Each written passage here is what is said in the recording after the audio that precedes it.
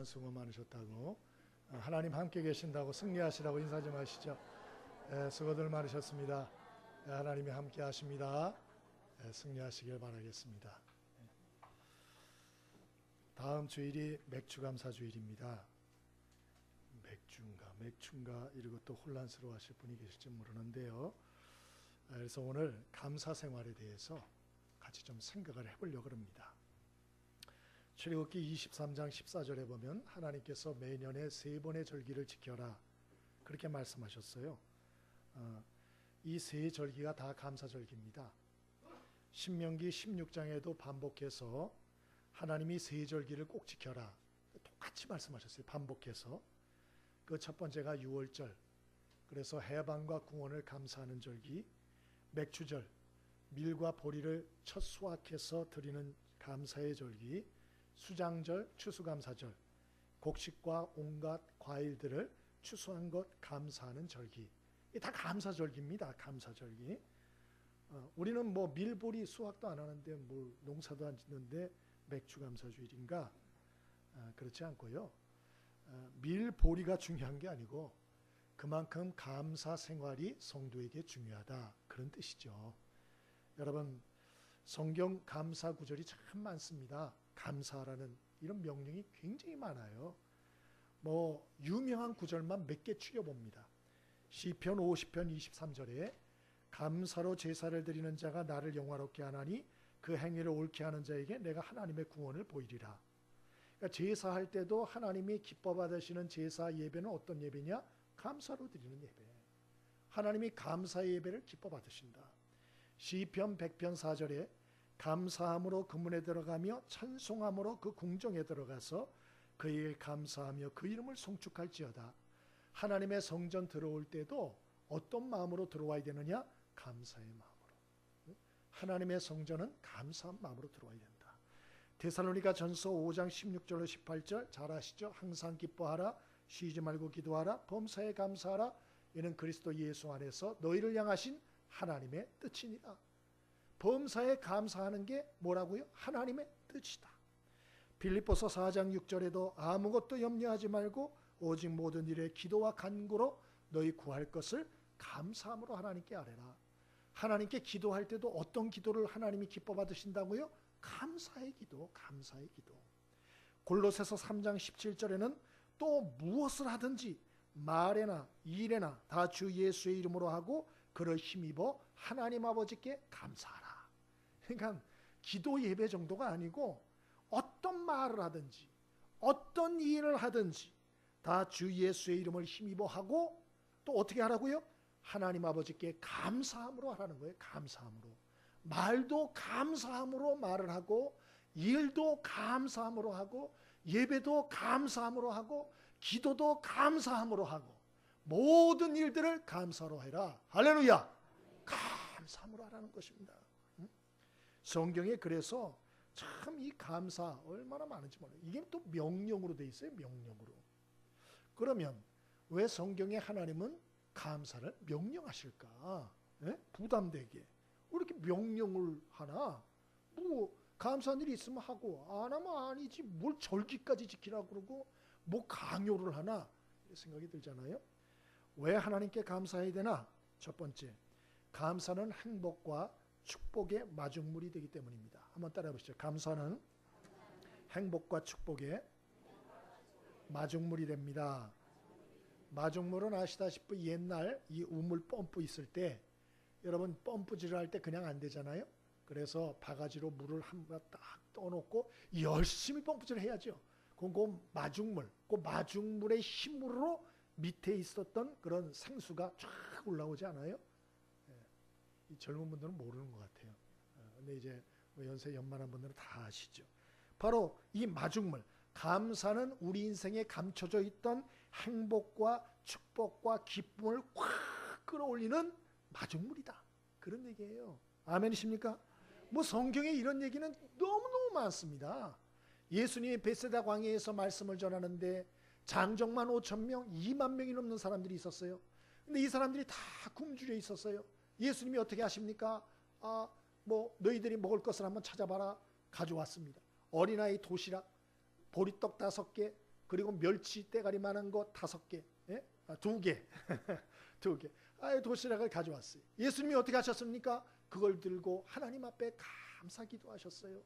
그리고 어떤 일이 일어났습니까? 기적이 일어나는데 5,000명 넘는 사람들에게 나눠주러 하심에 그 사람들이 다 먹고도 12광주리가 남았더라. 여러분, 감사를 통한 축복의 얘기입니다. 또 다니엘서 6장 10절에도 보면 다니엘이 기도하면, 하나님께 기도하면 감옥 간다는 걸 알고도 하나님 앞에 기도하는데 어떤 기도를 했나? 감사 기도했다고 돼 있어요. 그래서 어떤 일이 일어났습니까? 기도한 것 발각이 돼서 다니엘이 사자굴에 떨어집니다. 그러나 하나님이 역사하심으로 사자들의 입을 막아주심으로 죽지 아니하였더라. 아멘. 그게 다니엘서 6장에 나오는 얘기예요. 이것도 감사의 능력을 가르쳐 주는 거예요. 사도행전 16장에 바울과 실라가 말씀을 전하다가 체포되어 피투성이가 되도록 두들겨 맞습니다. 감옥에 투옥이 됩니다. 한밤중에 서글픈데도 불구하고 하나님 앞에 감사하며 찬양하더니 옥문이 열리고 지진이 일어나 모든 죄수들이 풀어지는 기적이 일어났더라. 이게 사도행전 16장에 나오는 얘기예요. 그러므로 여러분, 감사는 하나님이 주는 축복과 또 하나님이 주는 기쁨과 행복을 끌어올리는 마중물이 된다는 걸 잊지 않게 되길 바랍니다. 그래서 우리가 하나님 앞에 감사해야 된다는 거예요. 그 반대도 진리예요. 반대로 내가 원망불평만 자꾸 한다. 그러면 어떤 일이 일어나나? 그나마 있었던 행복과 기쁨이 싹 사라져요. 마음에 여러 가지 영적 기운이 다 메말라요. 영적으로 피폐한 삶이 돼요. 행복도 그나마 있던 것도 다 사라져버려. 다 사라져버려. 비참하고 불행한 인생이 된다. 성경이 말하는 것입니다. 그러므로 여러분, 저와 여러분이 이 감사 생활에 좀 관심을 기울이길 바랍니다. 혹시나 여러분의 마음이나 삶이 피폐해지고 자꾸 사는 게 재미가 없고 자꾸 사는 게 힘들고 영적으로도 점점 메말라간다. 한번 생각해 보셔야 돼요. 내가 어디에 집중하고 있나? 또 왜 감사하라 그러냐? 하나님은 왜 명령을 하냐? 왜 범사에 감사하라고? 내가 내키면 감사하는 거지. 뭘 범사에 감사하라 그래? 감사하기 싫은데 말이야. 왜 그러나? 그 이유는 감사는 배워야 되기 때문에 그래요. 배워야 되기 때문에. 여러분, 나쁜 건 가르치지 않아도 잘 배웁니다. 어린아이들 보세요. 욕 잘 배웁니다. 원망불평 잘 배웁니다. 그래서 조금만 커도 요것들이 뭐라 그러냐? 엄마가 나한테 해준 거 뭐 있다 그래. 막 이러고. 되던다니까요. 그럼 해준 게 없으면 지금 벌써 굶어 죽었죠. 그러니까 애들은 안 배워도 이런 걸 잘해요. 안 배워도. 그러나 좋은 것은 배우고 훈련해야 습관이 돼야 그게 정착이 되는 것입니다. 그래서 하나님께서 이 절기교육을 통해서 감사를 하나님 백성들이 좀 배워라, 익혀라, 훈련해라 그렇게 말씀하는 거예요. 애들도 보면 이 집중력 없는 애들이 있어요. 좀 난폭한 애들이 있습니다. 난폭한 애들. 또 이렇게 말버릇이 나쁜 애들이 있어요. 싸나운 애들이. 근데 걔네들을 가만히 보면 부모님들 영향이 뭐 다는 아니지만 그래도 굉장히 많다는 걸 알게 돼요. 부모님한테서 배운 거예요. 제가 저걸 어디서 배웠을까? 보면은 부모한테 배웠어요. 부모한테. 무서운 것이죠. 여러분, 우리는 다 누구나 행복하고 기쁨이 넘치는 그런 인생을 다 살길 바래요. 그런 생각 안 하는 사람이 아무도 없어요. 근데 생각대로 잘 안 되잖아요. 잘 안 되잖아요. 여러분, 왜 안 될까? 왜 안 될까? 훈련이 안 돼서 그래요. 훈련이. 미국의 윌 보엔이라는 목사님이 계십니다. 뭐 아는 분들은 아실 텐데요. 이분이 책도 썼죠. 불평 없이 살아보기. 재밌잖아요. 책 이름이 불평 없이 살아보기. 이분이 그 책에다 뭐라고 썼느냐? 인간이 겪는 모든 불행의 뿌리는 찾아보니까 불평에서 오더라. 그래서 부정적인 생각을 하는 사람들이 부정적인 말을 하게 되고요. 부정적인 말을 하는 사람들이 부정적인 결과에 열매를 맺더라. 그런 얘기를 거기다 적어놨어요. 그래서 가정과 공동체가 왜 깨지고 왜 상처투성이가 되고 왜 불행이 가득 넘치는 이런 공동체가 되는가? 그 이유를 따져보고 따져봤더니 바로 이 불평이에요. 불평. 이 생각 구조 자체가 불평의 구조로 되어 있는 거예요. 이 부정적인 쪽으로 빨리 반응하는 거예요. 그냥 말도 부정적으로 나오고 그러니까 부정적인 결과가 오게 된다. 이런 얘기예요. 그래서 이분이 어떻게 했냐? 야, 우리 교인만이라도 그거 하지 말자. 응? 우리 21일 동안만 우리 불평 없이 살아보기를 한번 해보자. 이래가지고 실제로 교인들이 실험을 합니다. 그래서 이 목사님이 팔찌를 만들어 가지고요, 불평 안 하기 팔찌를 만들어요.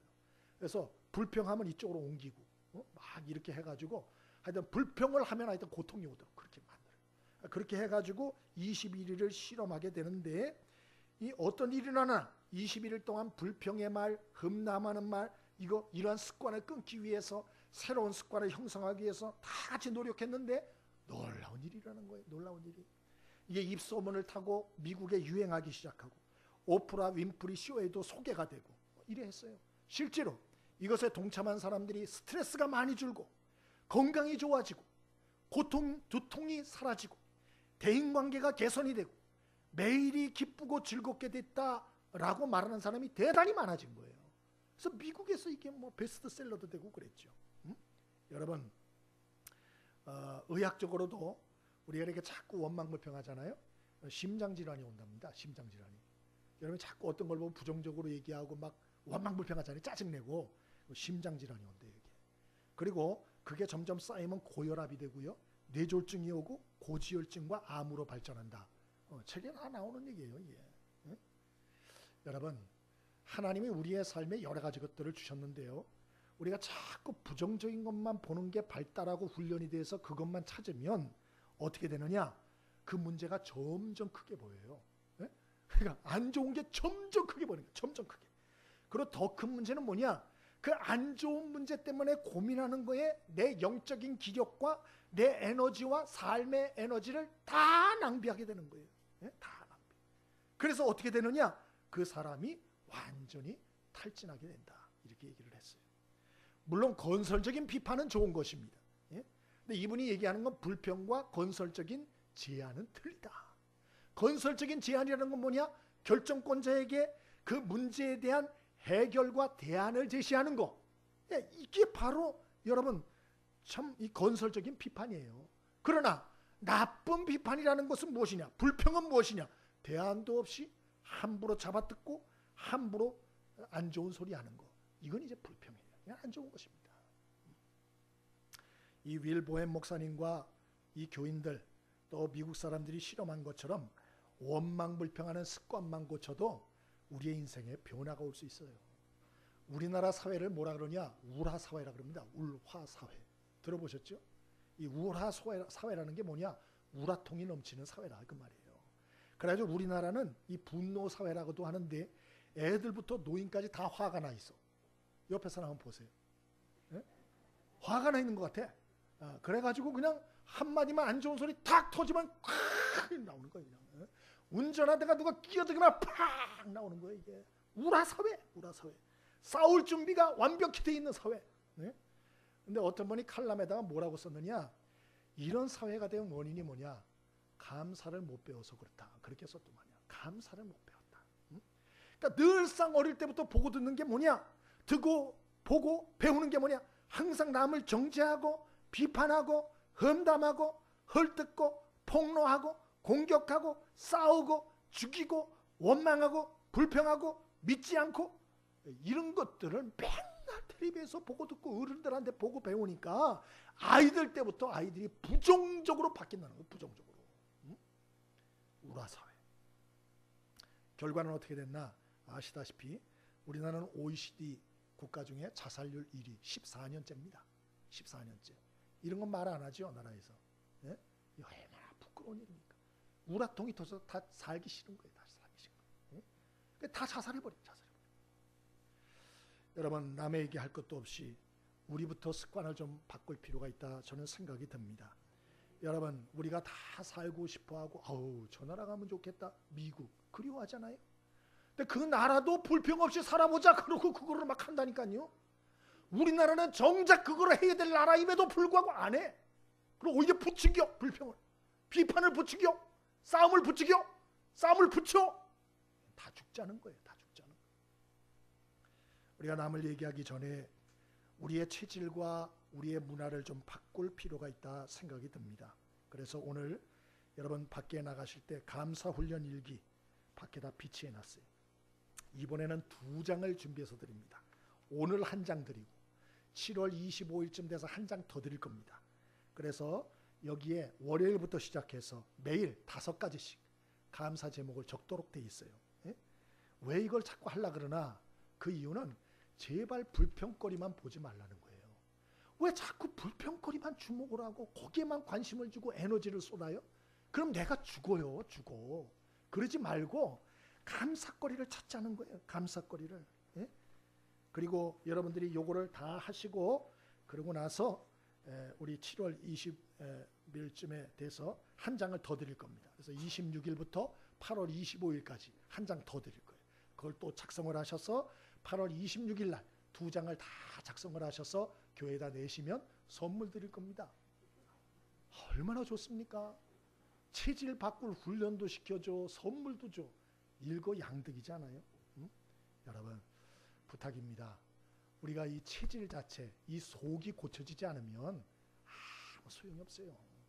저와 여러분이 이 2달 동안 감사를 배우고 훈련하는 계기로 삼을 수 있게 되길 바랍니다. 왜 감사해야 되나? 2가지 말씀드렸어요. 왜 감사해야 된다 그랬죠? 첫 번째로는 우리 망각의 은사가 충만해가지고 왜 우리가 감사해야 됩니까? 바로 감사는 하나님의 축복과 행복을 끌어올리는 마중물이 되기 때문에. 또 왜 감사해야 된다 그랬죠? 감사는 배워야 돼요. 훈련해야 돼요. 이게 저절로 안 돼요. 절대. 배워야 되기 때문에. 그럼 마지막 크게 2번째로 뭘 감사해야 될까요? 뭘 감사해야 되나? 3가지 말씀드립니다. 첫 번째, 구원의 은혜를 감사하십시오. 구원의 은혜를. 오늘 사도 바울이 로마 감옥에 갇혀서 빌립보 교인들에게 편지 쓴 게 빌립보서입니다. 사도 바울은 결혼도 안 했어요. 가정도 없어요. 혈연도 없어요. 그런데 자기가 감옥에 있는 걸 감사하고 있습니다. 그리고 밖에 성도들에게 기뻐하라고 말합니다. 뭐가 기쁜가? 감옥에 갇히고 자식도 하나도 없고 가정도 없는데 뭐가 기쁘단 말인가? 사도 바울은 얘기하는 거예요. 하나님의 구원의 은혜를 기뻐하라는 거예요. 하나님의 구원의 은혜를 감사하라는 거예요. 만일 우리가 내게 느끼기에 좋은 일이 생길 때만 감사하면 그 감사는 너를 뛰게 됩니다. 어떤 때는 그러다가 없으면 죽으려고 이거 완전 정신병자같이 그렇게 되는 거예요. 예수 믿는 사람은 그렇게 하면 안 돼요. 우리는 영원한 기쁨의 이유가 있는 사람이라는 걸 잊지 않게 되길 바랍니다. 그래서 사도 바울처럼 감옥에 있지만 기뻐할 수 있어요. 무엇 때문에? 구원의 은혜 때문에. 구원의. 이 세상의 종교 중에서 감사가 신앙의 본질인 종교는 기독교밖에 없습니다. 다른 종교는 감사라 소리 별로 안 합니다. 여러분들이 절에 가거나 아니면 다른 종교 이렇게 가면 항상 감사하십시오. 범사에 감사하십시오. 그런 거 보셨어요? 그거는 교회를 흉내내서 그럴 수도 있고 아니면 뭘 몰라서 그래요. 여러분, 다른 종교는 감사할 이유가 없어요. 왜 그러나? 다른 종교는 내 노력, 내가 돌을 닦고 내가 선행을 쌓고 내가 노력을 해서 내가 구원을 얻는다는 거예요. 세상 종교는 다 자력 종교입니다. 근데 감사할 게 뭐가 있어요? 내가 돌을 닦고 내가 선행을 해서 내가 극락을 가고 내가 좋은 데를 가는데 감사할 게 뭐가 있냐고요? 그러나 성경 에베소 2장 8절에 뭐라고 말씀합니까? 우리가 구원받는 것은 오직 하나님의 은혜로 예수 그리스도의 십자가의 공로로 믿음으로 구원을 얻게 된다. 그렇게 말하지 않습니까? 우리는 죄인 중에 죄인이요 하나님의 원수된 자라고 말해요. 우린 그렇게 좋은 사람들이 아니라고 성경은 말해요. 하나님의 원수된 자지만 그러나 하나님이 독생자 예수님을 보내서 십자가에 대신 몸짓고 피 흘려 죽게 하심으로 내 죄값을 다 대신 받게 하시고 그리고 나를 구원하셔서 하나님의 자녀 삼아주셨다. 뿐만 아니고 보혜사 성령님을 보내주셔서 나를 도우며 인도하며 천국까지 함께하도록 하셨다. 성경이 그렇게 말해요.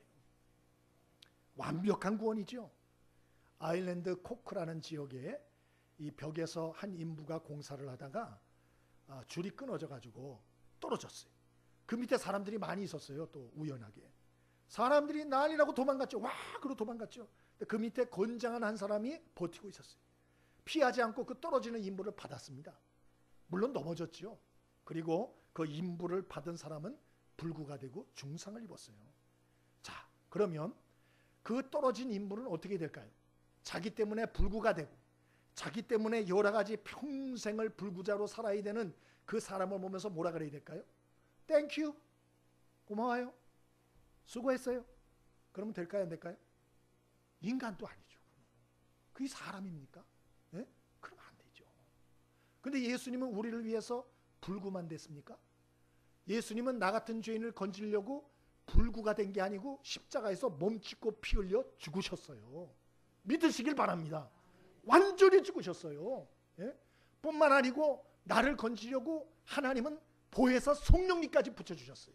뭐 하느냐?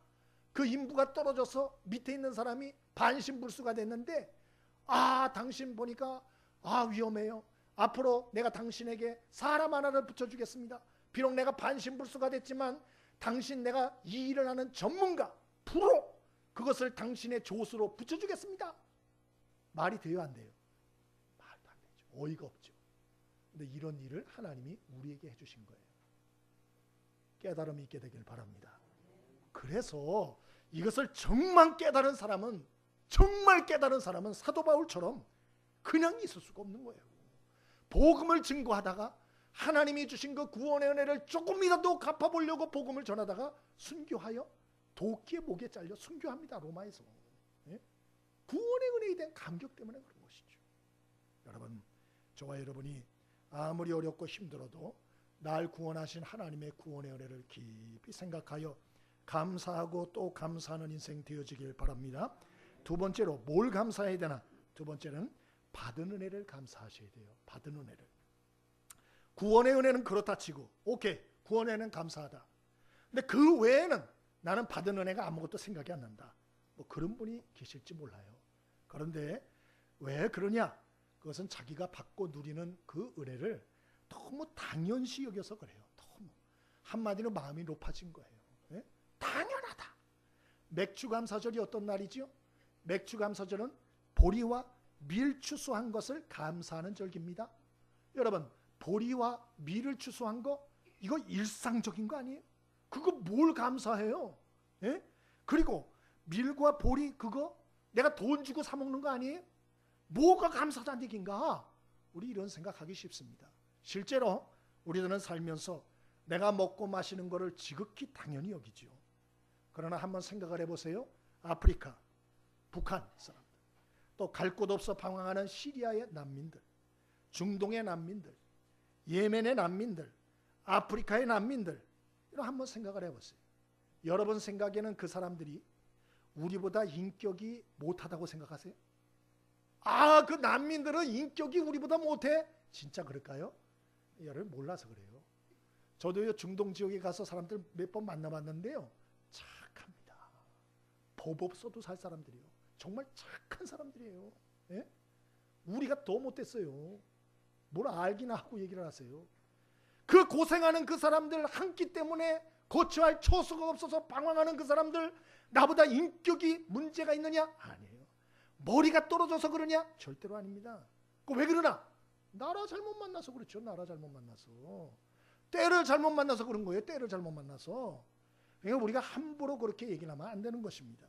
그리고 우리가 이 건강과 생명 주셨음을 감사하고, 먹고 마실 것 주셨음을 감사하고, 돌아갈 집과 가정이 있음을 감사하고, 돌봐줄 나라가 있음을 감사하고, 이 나라가 평안함을 감사하고, 우리를 영적으로 돌봐줄 교회가 있음을 감사하고, 여러분 이것저것 헤아려보면 다 감사거리예요. 왜 감사가 안 되나? 너무 당연시기는. 그까짓 거 당연하지 뭐. 자기는 자격이 있다고 생각하는 거예요. 누릴 자격이. 요즘 초등학교는 무상급식 하지 않습니까? 다 애들 얼마나 좋은지 몰라요. 제가 초등학교 다닐 때만 해도 도시락 싸가지고 다녔어요. 반찬은 뭐였냐? 김치죠. 반찬은 뭐였냐? 딱딱하고 차가운 무말랭이. 왜 이렇게 무말랭이를 차갑게 그래 했는지 몰라. 나중에 먹어보니까 안 짜게도 할 수 있더만요. 충분히. 왜 이렇게 짜게?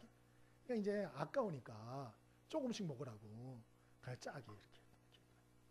여러분 안 그랬던 것 같아요. 그리고 제가 제일 부러웠던 애들이 누구냐? 학교에서 빵과 우유를 급식 받는 애들. 걔들 급식비를 내거든요. 매달. 급식비 낸 애들은 빵과 우유를 줘요. 점심시간에. 셋째 시간 되면 냄새가 계단에다 그걸 벌써 배달이 돼가지고 냄새가 팍 올라옵니다. 고소한 빵 냄새. 맛있겠다. 맛있겠다. 그리고 보면은 또 서울우유, 계단에 서울우유, 이 통에다 해가지고 다 벌써 교실마다 배달할 게 다 있어요. 제일 먹고 싶었던 우유는 무슨 우유냐? 서울우유 중에서 초코 서울우유. 세모나게 이렇게 되죠. 너무너무 먹고 싶었어요. 여러분, 오래전 이야기가 아닙니다. 오래전 이야기가. 그때는 간식거리가 뭐가 있었습니까? 간식이래 봤자 감자 삶은 거, 또 옥수수, 그거밖에 없었어요.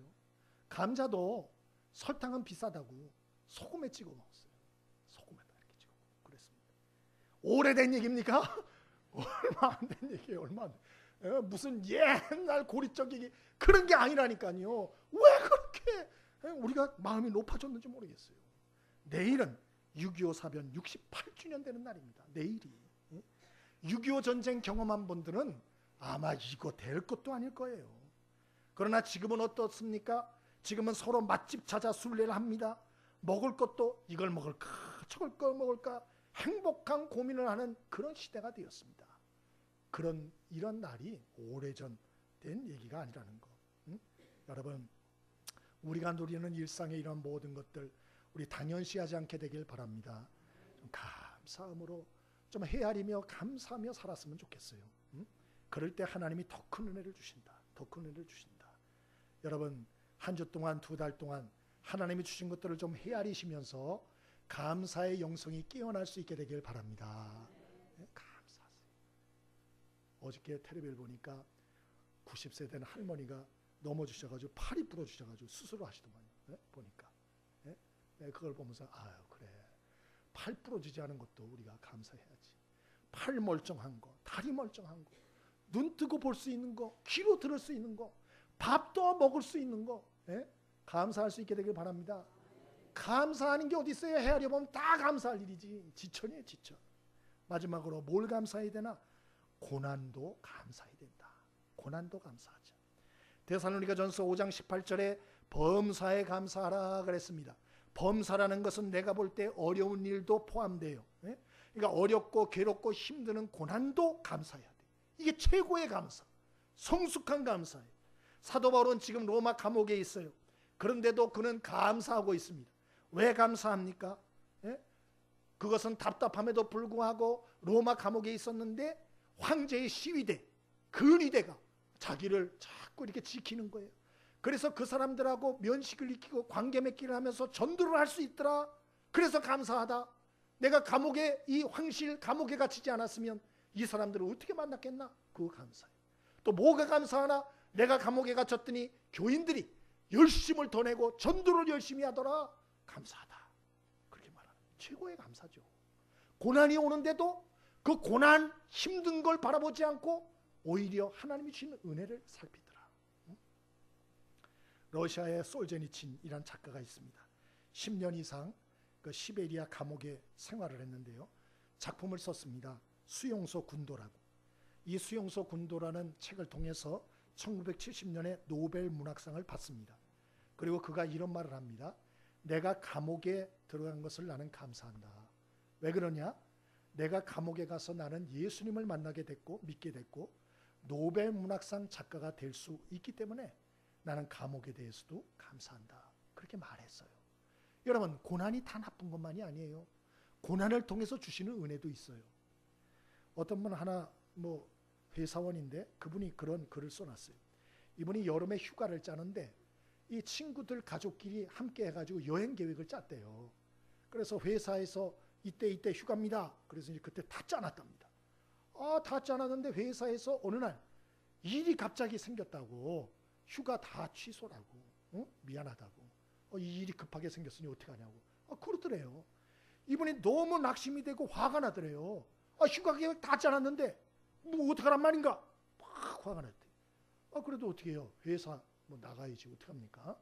그래서 회사를 나갔는데 그래서 친구들 가족끼리 갔는데 그 친구들 가족들이 가다가 교통사고가 났다는 거예요.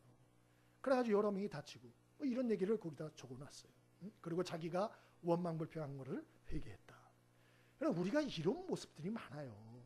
지금 힘들다고, 지금 내 뜻대로 안 된다고, 지금 여러 가지 것들이 내 여러 가지 계획대로 돌아가지 않는다고 답답해하고 힘들어하고 원망하고 불평하고 하나님께 섭섭하다 그러고 이럴 때가 많습니다. 내일을 몰라서 그런 거예요.